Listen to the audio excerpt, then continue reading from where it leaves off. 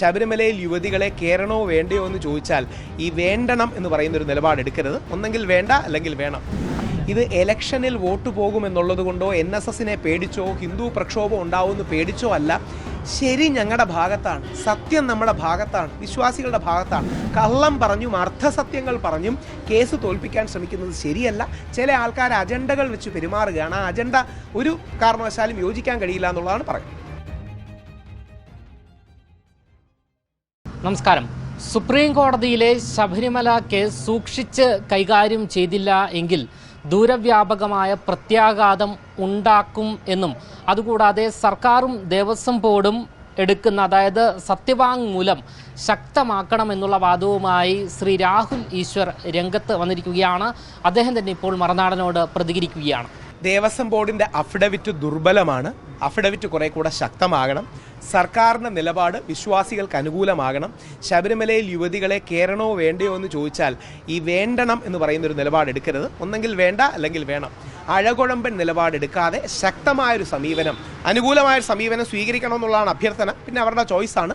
അതുകൊണ്ട് സർക്കാരിൻ്റെ ചോയ്സ് വരെ, പക്ഷേ ദേവസ്വം ബോർഡ് അയ്യപ്പൻ അനുകൂലമായി തന്നെ അഫിഡവിറ്റ് കൊടുക്കണമെന്നുള്ളതാണ് അഭ്യർത്ഥന.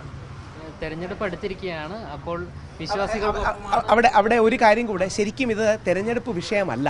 ഇത് ഇലക്ഷനിൽ വോട്ട് പോകുമെന്നുള്ളത് കൊണ്ടോ NSSനെ പേടിച്ചോ ഹിന്ദു പ്രക്ഷോഭം ഉണ്ടാവുമെന്ന് പേടിച്ചോ അല്ല. ശരി ഞങ്ങളുടെ ഭാഗത്താണ്, സത്യം നമ്മുടെ ഭാഗത്താണ്, വിശ്വാസികളുടെ ഭാഗത്താണ്. ഒന്ന് ആലോചിച്ച് നോക്കൂ. ശബരിമലയിൽ 10,000-കണക്കിന് സ്ത്രീകൾ എല്ലാ വർഷവും വരുന്നില്ലേ? പിന്നെ എങ്ങനെയാണ് സ്ത്രീ വിവേചനം? ശബരിമലയിൽ ഒരു പ്രായ നിയന്ത്രണമുണ്ട്. നിങ്ങൾക്കിത് വിശ്വസിക്കാതിരിക്കാം, ശരിയാണെന്ന് പറയാം, തെറ്റാണെന്ന് പറയാം. പക്ഷേ ശബരിമലയിൽ എന്ത് സ്ത്രീ വിവേചനമാണ് ഉള്ളത്? അതുകൊണ്ടാണ് ഞാൻ ഇടയ്ക്കിടയ്ക്ക് ഈ ഫോട്ടോ കൃത്യമായി കാണിക്കുന്നത്. ശബരിമലയിൽ നിന്ന് ഏകദേശം 80-82 വയസ്സായ എൻ്റെ മുത്തശ്ശി അറസ്റ്റ് ചെയ്തതാണ്. ഇവർ സ്ത്രീയല്ലേ? അപ്പോൾ ശബരിമലയിൽ യുവതികൾക്കൊരു പ്രായ നിയന്ത്രണമുണ്ട്. അതിനെ നിങ്ങൾക്ക് അനുകൂലിക്കാം, എതിർക്കാം, നമുക്ക് യാതൊരു പ്രശ്നവുമില്ല. പക്ഷേ കള്ളം പറഞ്ഞും അർത്ഥസത്യങ്ങൾ പറഞ്ഞും കേസ് തോൽപ്പിക്കാൻ ശ്രമിക്കുന്നത് ശരിയല്ല. ചില ആൾക്കാർ അജണ്ടകൾ വെച്ച് പെരുമാറുകയാണ്. ആ അജണ്ട ഒരു കാരണവശാലും യോജിക്കാൻ കഴിയില്ല എന്നുള്ളതാണ് പറയുന്നത്. താങ്കളുടെ അമ്മയടക്കം വന്ന് അറസ്റ്റ് കൈവരിച്ചതാണ്. അതായത് ആദ്യം അറസ്റ്റ് ചെയ്ത മുത്തശ്ശിയാണ്. മുത്തശ്ശിയുടെ പേര് ദേവകി അന്തർജനം എന്നാണ്. രണ്ടാമത് എൻ്റെ അമ്മ മല്ലികാ നമ്പൂതിരിയാണ്. മൂന്നാമത് പ്രയാർ സാറായിരുന്നു. നാലാമത് എന്നെ അറസ്റ്റ് ചെയ്തു. പ്രായമായതുകൊണ്ട് അവരെ വിട്ടു. ഞങ്ങളെ പിന്നെ കൊട്ടാരക്കര ജയിലിലോട്ട് പോയി. 3 പ്രാവശ്യം അങ്ങനെ അറസ്റ്റ് ചെയ്തു. 10 ദിവസം ജയിലിൽ കിടന്നു.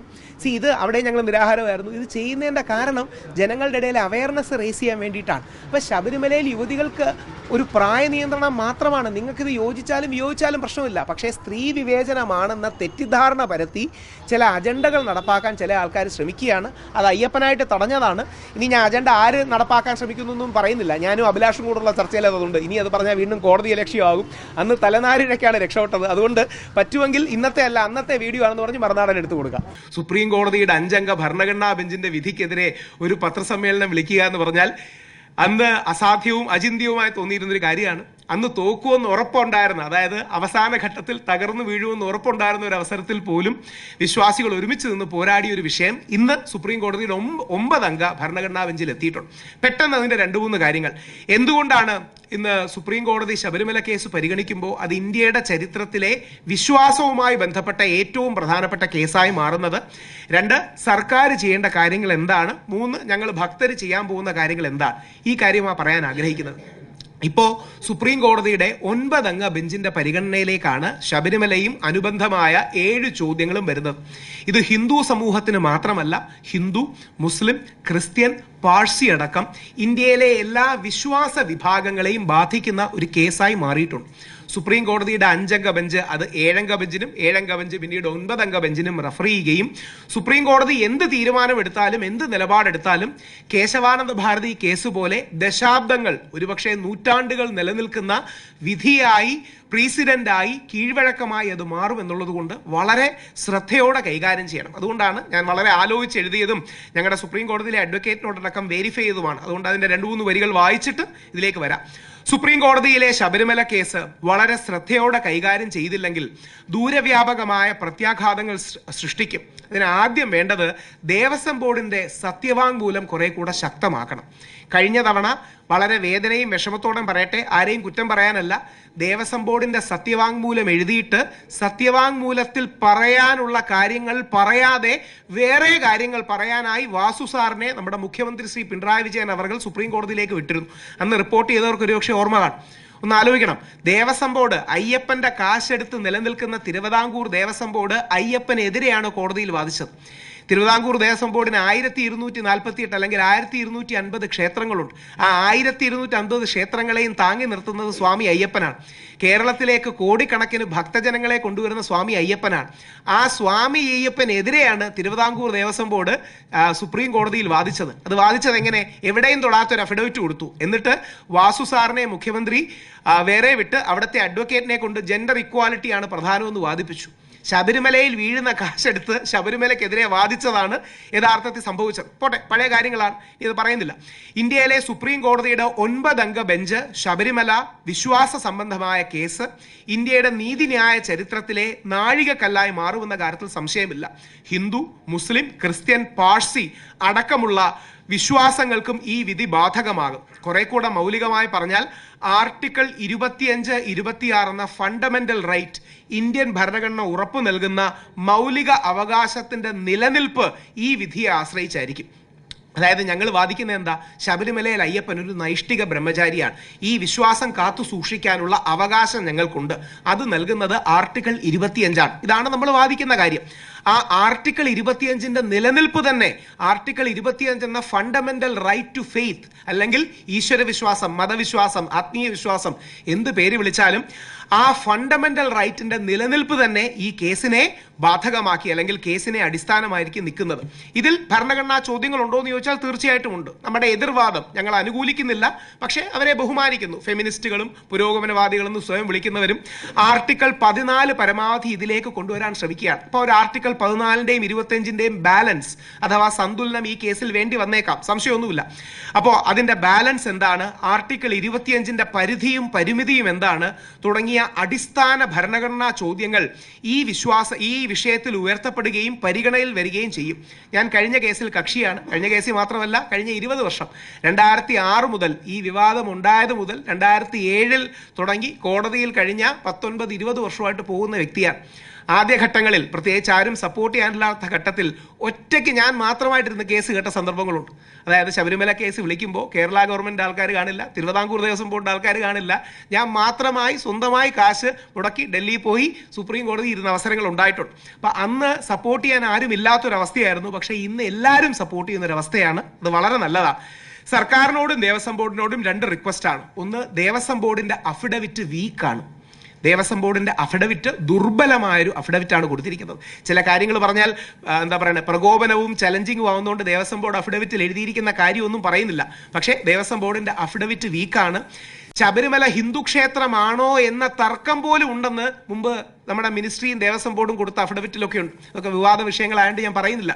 പക്ഷേ ശബരിമല എന്ന ഹിന്ദു ക്ഷേത്രത്തിന്റെ, ബഹുസ്വരതയുടെ ക്ഷേത്രത്തിന്റെ, വാവരും വെളുത്തയും അടക്കം മുസ്ലിം ക്രിസ്ത്യൻ ജനവിഭാഗങ്ങളെ ഉൾക്കൊള്ളുന്ന ഹിന്ദു ക്ഷേത്രത്തിന്റെ അടിസ്ഥാന സ്വഭാവം നൈഷ്ഠിക ബ്രഹ്മചര്യമാണ്, എറ്റേണൽ സെലിബേറ്റ് ആണ് എന്ന വസ്തുത വളരെ ശക്തമായിട്ടുണ്ട്. ഈ സത്യം തിരിച്ചറിഞ്ഞ് ദേവസ്വം ബോർഡിന്റെ സത്യവാങ്മൂലം ശക്തമാക്കേണ്ട ആവശ്യമുണ്ട്. എനിക്ക് ഇന്നും ഓർമ്മയുണ്ട്, നമ്മുടെ ചാനലിലെ പല സുഹൃത്തുക്കളും ഉണ്ട്. ഞാനപ്പോൾ ഒരു പ്രത്യേക ചാനൽ അവതാരകൻ്റെ കൂടെ ഇരുന്ന് വളരെ വൈകാരികമായി സംസാരിച്ചിട്ട് ഞാൻ പറഞ്ഞു, എൻ്റെ നെഞ്ചിൽ ചവിട്ടിയ ശബരിമലയിൽ യുവതികൾ കയറും. അപ്പോൾ അടുത്തൊരു ചാനലിൽ പോയപ്പോൾ ആ ചാനലുകാരെന്നോട് പറഞ്ഞു, നമ്മുടെ ചാനലിൽ കൂടെ അത് പറയണേ. ഞാൻ വിചാരിച്ചു അവർ നമ്മളെ സപ്പോർട്ട് ചെയ്യുന്ന ആൾക്കാരല്ല, എതിർക്കുന്ന ആൾക്കാരാണ്. ഞാൻ പറഞ്ഞു, പിന്നെ എന്തിനാണ് നിങ്ങൾ അങ്ങനെ പറയുന്നത്? എനിക്ക് ഇന്നും ഓർമ്മയുണ്ട്. അതായത് നാളെ നിങ്ങളൊക്കെ എന്തായാലും തോക്കുമല്ലോ. അപ്പം നാളെ ശബരിമലയിൽ യുവതികൾ കയറി ഇറങ്ങുമ്പം സൈഡിൽ നിന്റെ ഈ ഡയലോഗ് ഇട്ട് ട്രോൾ ചെയ്യാനാണ് എന്ന് അവരൊന്ന് പറഞ്ഞിട്ടുണ്ടായിരുന്നു. എനിക്കിന്നും അത് ഓർമ്മയുണ്ട്. അവരോടും ദേഷ്യമൊന്നും ഉണ്ടായിട്ട് പറയുന്നതല്ല. പക്ഷേ അന്ന് അത് പറഞ്ഞപ്പോൾ ഒരുപാട് പേര് സീരിയസ് ആയിട്ട് എടുത്തില്ല. സുപ്രീം കോടതിയുടെ 5 അംഗ ബെഞ്ചിന്റെ വിധിന്യായമല്ലേ, നിങ്ങൾ എന്തായാലും തോക്കുമെന്ന് വിചാരിച്ചു.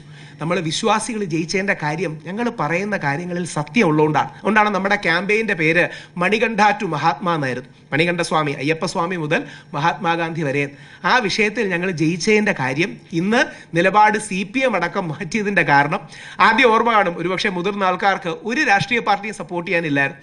പ്രമുഖ രാഷ്ട്രീയ പാർട്ടികളിലെ പല പ്രമുഖരും, പേര് പറയുന്നില്ല, ഇപ്പോൾ അവർക്ക് അത് ഓർക്കുമ്പോൾ വേദനയായിരിക്കും, അവരെല്ലാം ശബരിമല വിശ്വാസത്തെ ആദ്യം എതിർക്കുകയായിരുന്നു.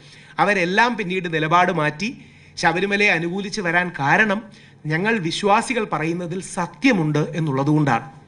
ആ സത്യത്തെ ഉയർത്തിപ്പിടിച്ചുകൊണ്ട് അന്നും ഇന്നും എന്നത്തെയും നിലപാട് അയ്യപ്പ വിശ്വാസികളായ ഞങ്ങളുടെ നെഞ്ചിൽ ചവിട്ടി മാത്രമേ ശബരിമലയിൽ യുവതികൾ കയറൂ എന്നുള്ളതാണ്. അത് ഇന്നലത്തെയും ഇന്നത്തെയും നാളത്തെയും നിലപാടാണ്. ഇല്ലെങ്കിൽ രാത്രി ഇരുട്ടിന്റെ മറവിൽ ട്രാൻസ്ജെൻഡേഴ്സ് ആണെന്ന് പറഞ്ഞ് ഒളിച്ചു കടത്തുകയാണെങ്കിൽ ശരിയാണ്. അങ്ങനെ പറ്റിക്കാനും പുറകിൽ നിന്ന് കുത്താനും ആണെങ്കിൽ സംശയമൊന്നുമില്ല, അത് തീർച്ചയായിട്ടും ഗവൺമെന്റ് ചെയ്യാൻ കഴിയും. ഞങ്ങളടക്കം ശബരിമലയ്ക്ക് 62 ദിവസം കാവലിൽ നിന്നതാണ്. ഞങ്ങളുടെ അടക്കം ആൾക്കാർ നിന്നപ്പോൾ രാത്രി പോലീസുകാർ 2 പേരെ, കനകാദുർഗയും ബിന്ദു അമ്മിണിയും കൊണ്ടുപോകുന്നു. അപ്പോൾ അവിടുത്തെ ആൾക്കാർ ചോദിച്ചപ്പോൾ ദൂരെ നിന്ന് സ്ത്രീകളാണെന്ന് തോന്നി. അപ്പം സാറേ സ്ത്രീകളല്ലേ എന്ന് ചോദിച്ചു. അല്ലല്ല, ഇവർ ട്രാൻസ്ജെൻഡേഴ്സ് ആണ്, ട്രാൻസ്ജെൻഡേഴ്സിന്റെ കാര്യത്തിൽ കോടതികളൊന്നും പറഞ്ഞിട്ടില്ലെന്ന് പറഞ്ഞാണ് രാത്രിയിൽ അകത്ത് കയറ്റിയത്. അങ്ങനെ വരെ ചെയ്ത ആൾക്കാരുണ്ട്. അവരോടും ദേഷ്യമൊന്നുമില്ല. ഇപ്പോഴത്തെ DAG ആയ ഹരിശങ്കർ സാറാണ് ചെയ്തതെന്നാണ് പറയപ്പെടുന്നത്. നമ്മുടെ ശങ്കർദാസ് സാറിന്റെ മകനാണ് ചെയ്തതെന്നാണ് പറയപ്പെടുന്നത്. അദ്ദേഹത്തോടും ദേഷ്യമൊന്നുമില്ല. ശങ്കർദാസ് സാറിനെ അറസ്റ്റ് ചെയ്തതെന്നാണ് ഞാൻ അടക്കമുള്ള എല്ലാവരുടെയും അഭിപ്രായം. ഇത്രയും പ്രായമായ മനുഷ്യനാണ്. നമ്മൾ ആരോടും പ്രതികാരം വെച്ച് ചെയ്യുന്നതല്ല, പക്ഷേ വിശ്വാസികളെ മനഃപൂർവ്വം ദ്രോഹിക്കാനുള്ള നിലപാടുകൾ അന്ന് എടുത്തിരുന്നു എന്നുള്ളൊരു സത്യമാണ്. CPM-ന് അതിന് രാഷ്ട്രീയപരമായി തിരിച്ചടി കിട്ടിയോണ്ടായിരിക്കണം CPM മാറിയത്. ഇന്ന് മാറ്റമില്ലാത്തത് മാറ്റത്തിന് മാത്രമാണെന്നൊക്കെ പറയുന്നത് സ്വാഗതാർഹമാണ്. പറഞ്ഞ് അവസാനിപ്പിക്കുമ്പോൾ ഏത് നിലപാടിലേക്ക് വരണമെന്നും കൂടെ പറഞ്ഞ് അവസാനിപ്പിക്കാം. ശ്രീ കടകംപള്ളി സുരേന്ദ്രൻ എടുത്ത നിലപാടിലേക്ക് എത്തിയാൽ മതി. ശ്രീ കടകംപള്ളി CPM-ന്റെ മുതിർന്ന നേതാവാണ്. കടകംപള്ളി സുരേന്ദ്രൻ ഈ വിഷയം നടക്കുമ്പോൾ ദേവസ്വം മന്ത്രിയാണ്. ശ്രീ കടകംപള്ളി സുരേന്ദ്രൻ നല്ല സഖാവ്, നല്ല കമ്മ്യൂണിസ്റ്റുകാരനുമാണ്. ശ്രീ കടകംപള്ളി സുരേന്ദ്രൻ പറയുന്നത് ശബരിമലയിലെ സുപ്രീം കോടതി വിധിന്യായം തെറ്റാണ് എന്നാണ്. ഇത് കഴിഞ്ഞ അധ്യായമല്ല, അടഞ്ഞ അധ്യായമാണെന്നാണ്. ഇത് രാഹുൽ ഈശ്വർ എന്ന വിശ്വാസി പറയുന്ന കാര്യമല്ല. CPM-ന്റെ മുതിർന്ന നേതാവായ ശ്രീ കടകംപള്ളിയും ഇന്നലെ BJP-യുടെ ശ്രീപത്മനാഭൻജിയും ഒരു ചാനലിലിരുന്ന് പറയുന്നുണ്ടായിരുന്നു. എന്ത് ചെയ്യാൻ പറ്റും? സുപ്രീം കോടതിയുടെ വിധിന്യായം തെറ്റായിരുന്നു. സുപ്രീം കോടതി ജഡ്ജിമാരെ വിമർശിക്കണമെന്നൊന്നും ആരും പറയുന്നില്ല. പക്ഷേ സുപ്രീം കോടതിയുടെ വിധിന്യായം തെറ്റാണെന്ന് പറയാനുള്ള സ്വാതന്ത്ര്യം നമ്മുടെ ഇന്ത്യൻ ഭരണഘടന നമുക്ക് നൽകുന്നുണ്ട്. അതായത് ഒരു കോടതിയുടെ വിധിന്യായം തെറ്റാണെന്ന് പറയാനും ഈ വിധിന്യായത്തിന് അപ്പീൽ ചെയ്യാനുമുള്ള അവകാശം ഇന്ത്യൻ നീതിന്യായ വ്യവസ്ഥയും കോടതികളും സുപ്രീം കോടതിയും ഭരണഘടനയും നമുക്ക് നൽകുന്നുണ്ട്. ഇനിയെങ്കിലും CPM സർക്കാർ, പ്രത്യേകിച്ച് മന്ത്രി രാജീവ് അദ്ദേഹം അടക്കമുള്ളവർ, നമ്മുടെ മുഖ്യമന്ത്രി ശബരിമലയിലെ വിധിന്യായം, സുപ്രീം കോടതിയുടെ വിധി തെറ്റായിരുന്നു എന്ന് ശ്രീ കടകംപള്ളിയും ബാക്കിയുള്ള ആൾക്കാരും പറയുന്ന നിലപാടിലേക്ക് എത്തണം. അനുബന്ധമായി സത്യവാങ്മൂലം മാറ്റിക്കൊടുക്കണം. വിശ്വാസികളുടെ സെന്റിമെന്റ്സിനെ ഹേർട്ട് ചെയ്യാതിരിക്കാൻ വേണ്ടി മാത്രമല്ല നിങ്ങൾ ഞങ്ങളെ സപ്പോർട്ട് ചെയ്യേണ്ടത്. ഞങ്ങൾ പറയുന്നതാണ് ന്യായം എന്നുള്ളത് കൊണ്ടാണ്, നമ്മൾ പറയുന്നതാണ് നീതി എന്നുള്ളത് കൊണ്ടാണ്, നമ്മുടെ ഭാഗത്താണ് ശരി എന്നുള്ളത് കൊണ്ടാണ്. അതുകൊണ്ടാണ് ശബരിമലയിൽ സ്ത്രീ വിവേചനമില്ല, യുവതി പ്രവേശനം അല്ലെങ്കിൽ പ്രായ നിയന്ത്രണമാണുള്ളത്.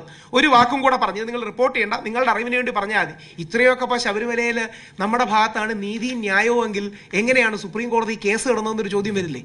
നമ്മുടെ ഭാഗത്താണ് ഇത്രയും നീതി ന്യായമെങ്കിൽ, ശബരിമലയിൽ സ്ത്രീകൾക്ക് പ്രവേശനത്തിന് വിലക്കൊന്നുമില്ലെങ്കിൽ, ശബരിമലയിൽ യുവതികൾക്ക് പ്രായ നിയന്ത്രണം മാത്രമേ ഉള്ളെങ്കിൽ, ഇത്രയും വർഷം കേസ് നടന്ന് സുപ്രീം കോടതിയിൽ 5 അംഗ ബെഞ്ചിന്റെ വിധി എങ്ങനെ വന്നു എന്നൊരു സ്വാഭാവിക ചോദ്യം ആൾക്കാർക്ക് തോന്നില്ലേ? ആ ചോദ്യത്തിന്റെ ഉത്തരം ഇങ്ങനെ മൂക്കി പിടിക്കുന്നതിന് പകരം ദീപക് മിശ്രാജി ഇങ്ങനെ മൂക്കി പിടിക്കാൻ നോക്കിയതാണ്. അതായത് ഇങ്ങനെ പറയുന്നതിന് പകരം വളഞ്ഞ വഴി യൂണിഫോം സിവിൽ കോഡ് കൊണ്ടുവരാൻ ഒരു കളമൊരുക്കാൻ വേണ്ടി ജസ്റ്റിസ് ദീപക് മിശ്ര എന്ന ഇന്ത്യയുടെ ചീഫ് ജസ്റ്റിസ് ആയിരുന്ന വ്യക്തി വളഞ്ഞ വഴിയിൽ മൂക്കിപ്പിടിച്ചതാണ്. അന്ന് ഞാൻ പറഞ്ഞപ്പോൾ അത് വിവാദമുണ്ടാകുകയും സുപ്രീം കോടതിയിൽ എനിക്ക് കോടതി ലക്ഷ്യത്തിന്റെ അടുത്ത് വരെ എത്തുകയും ചെയ്തു. പക്ഷേ നിങ്ങൾ ഓർക്കണം, ഇന്ത്യയുടെ നീതിന്യായ സംവിധാനത്തിൽ ആദ്യമായി ഇംപീച്ച്മെന്റ് നേരിട്ട ചീഫ് ജസ്റ്റിസ് ആണ് ജസ്റ്റിസ് ദീപക് മിശ്ര. ഇന്ത്യയുടെ നീതിന്യായ സംവിധാനത്തിൽ നമ്മുടെ സുപ്രീം കോടതിയുടെ ചരിത്രത്തിൽ ആദ്യമായിട്ടും the only chief justice to face impeachment proceedings. അപ്പോൾ എത്രമാത്രം ഗൗരവമാണെന്ന് ആലോചിച്ച് നോക്കണം. ഇന്ത്യയുടെ സുപ്രീം കോടതിയിലെ ചീഫ് ജസ്റ്റിസിനെ ഇംപീച്ച് ചെയ്യാൻ 71 MP-മാർ കൊടുക്കുകയും അവസാനം ഉപരാഷ്ട്രപതി ഇടപെട്ട് അദ്ദേഹത്തെ രക്ഷിച്ചെടുത്തു എന്നുള്ളത് മറ്റൊരു വിഷയം. അപ്പോൾ ആ വ്യക്തി ചില താല്പര്യങ്ങൾക്ക് വേണ്ടിയിട്ടോ അല്ലെങ്കിൽ മറ്റ് ചില ഉദ്ദേശങ്ങൾ വെച്ചോ യൂണിഫോം സിവിൽ കോഡ് നടപ്പാക്കാനോ വളഞ്ഞ വഴി ചെയ്തതാണ്. രാഹുൽ ഈശ്വറിനെ വിശ്വസിക്കേണ്ട. ജസ്റ്റിസ് കുര്യൻ ജോസഫ് ഇത് ഒരു പ്രമുഖ ചാനലിൽ ഇത്രയും പച്ചക്കല്ല പക്ഷേ വളരെ ഭംഗിയായിട്ട് പറയുന്നുണ്ട്. ജസ്റ്റിസ് കുര്യൻ ജോസഫ് എന്ന മലയാളിയായ സുപ്രീം കോടതി ജഡ്ജി ഈ ബെഞ്ചിലുണ്ടായിരുന്നു.